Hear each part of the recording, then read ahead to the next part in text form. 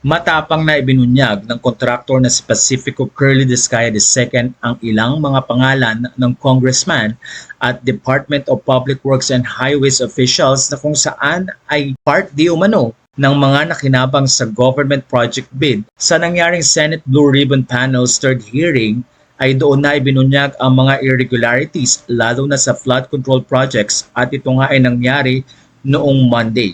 Ilang mga mambabatas ang binanggit ni Curly Discaya at isa na nga dito ay ang aktor at congressman na si Arjo Atayde ng Quezon City.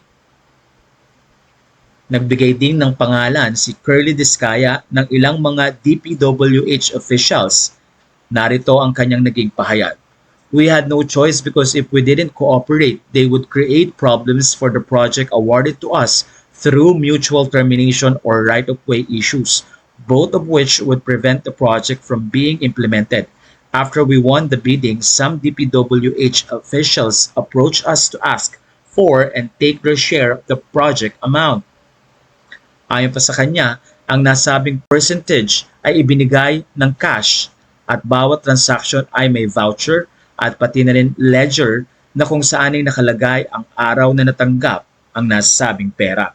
Dagdag pa niya, the percentage they demanded ranged from no less than 10% and went up to 25%, which became a condition to ensure the contract's implementation would not be hindered. Nagbigay din siya ng mga pangalan ng ilang DPWH officials na involved sa anomalous bidding process. Sa kanyang pahayag ay sinabi niya ganito, most of the DPWH officials mentioned repeatedly stated that the money should be delivered to Saldico and it should be at least 25%. As for Congressman Marvin Rillo, he mentioned several times the name of Speaker Martin Romualdez as his close friend. Sa bandang huli ay humingi ng proteksyon ang pamilya Discaya dahil na rin sa pagbibigay niya ng napakaraming pangalan na involved sa nasabing issue. Ayon sa kanya, we are humbly asking the Senate Blue Ribbon Committee and President Bongbong Marcos for the protection and security of our family.